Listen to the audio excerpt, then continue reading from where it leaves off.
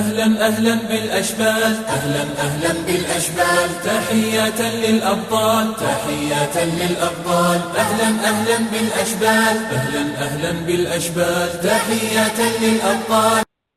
السلام عليكم ورحمة الله وبركاته والحمد لله رب العالمين وبه نستعين على أمور الدنيا والدين وأصلي وأسلم على نبينا محمد عليه أفضل الصلاة وأزكى التسليم أما بعد.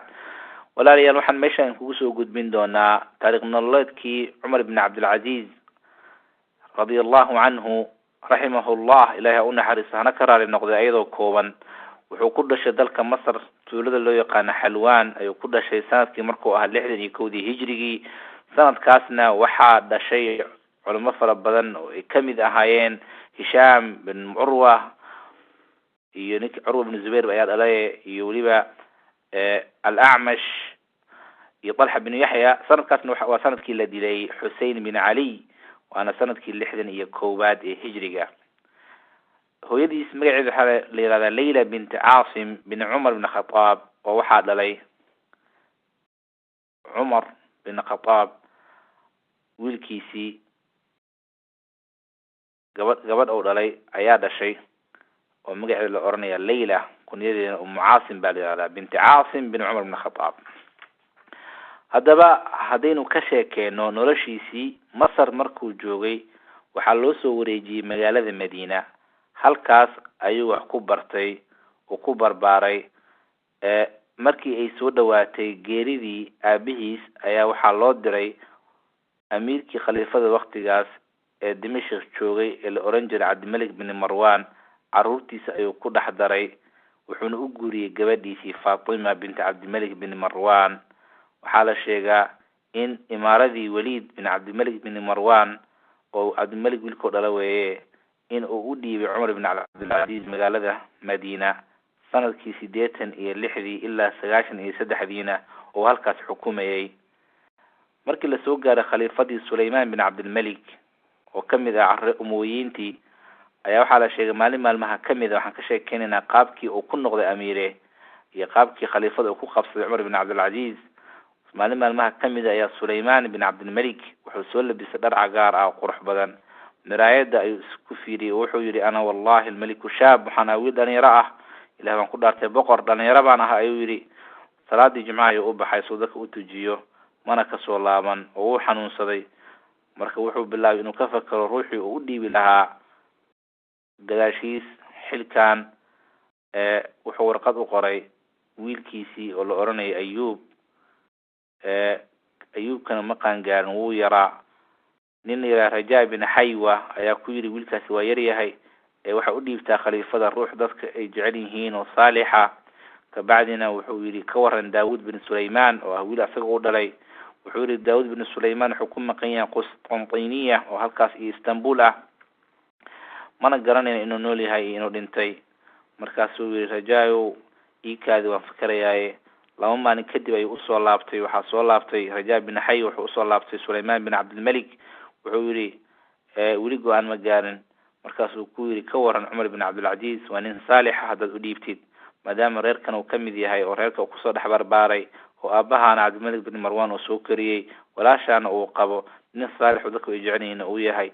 Rajaa bin Haywa halkaas markuu yiri Sulaymaan bin Abdul Malik wuxuu warqad u qoray Cumar ibn Abdul Aziz oo oranayo Cumarow xilkan adaan ku dhiibay, gadaashiina muslimiinta adiga ayaa waxa u tahay khaliifa, sidaas darteed xilkaas adiga la wareeg.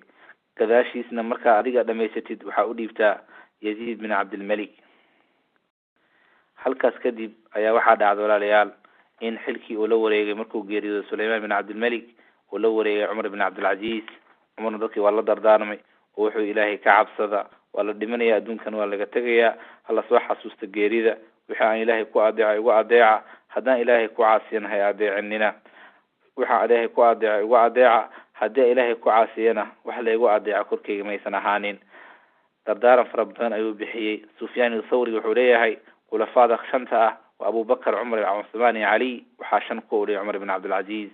wuxuu leeyahay Ahmad ibn Hanbal ilaahay subxaanahu wa tacaala boqolkii sanaba wuxuu usoo saaraa ummadda ruux dinta usoo cusboonaysiiya oo dadka sunnada iyo qur-aanka bara ونبينا صلى الله عليه وسلم كديدا إن لو مرتي لو جيديو أما لو تيري وحبينه وهذا النبي يا حديث كيسية وحوليها سنة كي بقلاد وحوها عمر بن عبد العزيز سنة كي بقلادنا وحال صوصار وليها شافعي وإمام كي ويناي هذا بقى أنت تكذب حدي أن أوجد منه عمر بن عبد العزيز عبادتي عمر بن العزيز وحوها روح عاد عبادة بدن حاسكيس وحال هذا هاي قوي وحكولها ميلو كدو كذو كوجرجا سوقله habeenkii dhan uu cibaadeysan jiray ilaa hurdadu ay ka qaalib noqoto oo uu seexdo markuu soo toosana cibaadadii iyo halkaas ka sii wadi jiray waxay leedahay Faatima bint Abdul Malik maalin maalmaha kamida ayuu ooyay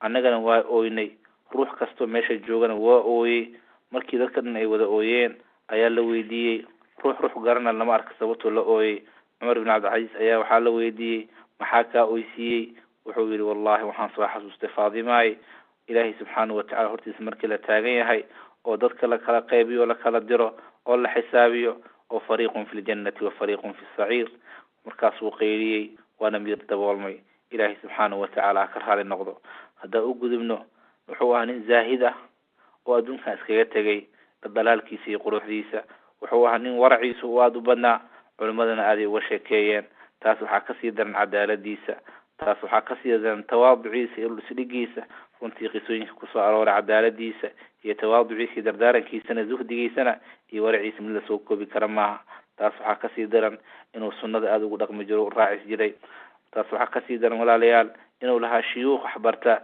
iyo arday asaga wax ka baratay ilaahi subxaanahu wa tacaala ha u naxariisto haddii aan soo koobno dhimashadiisii waxaa la sheegaa Cumar bin Abdul Aziz inuu geeriyooday sanadkii 101 ee hijriga caruurtan oo adduunka uga tagay wuxuu ahaa la sheegay inay ahaayeen 11 wiil ayuu ka tagay laakiin waxaa cajiib ah walaalayaal markuu dhimanay da'diisu waxay ahayd 39 sano iyo 6 bilood waa dareemi kartaa 40 sano xataa ma uusan gaarin cimrigaas inuu ku qabsado intaas ummad ugu maartay darajadaas uu ku gaaro runtii ilaahay subxaanahu wa ta'ala ruux uu waafajiyo baa maaragtay heli kara halkaas waxaan ku soo koobnay taariikh nololeedkii koobnaa ee khaliifadii shanaad ee muslimiinta Umar bin Abdul Aziz ilaahay subxaanahu wa ta'ala ha inagu anfaco assalaamu calaykum waraxmatullaahi wabarakaatuh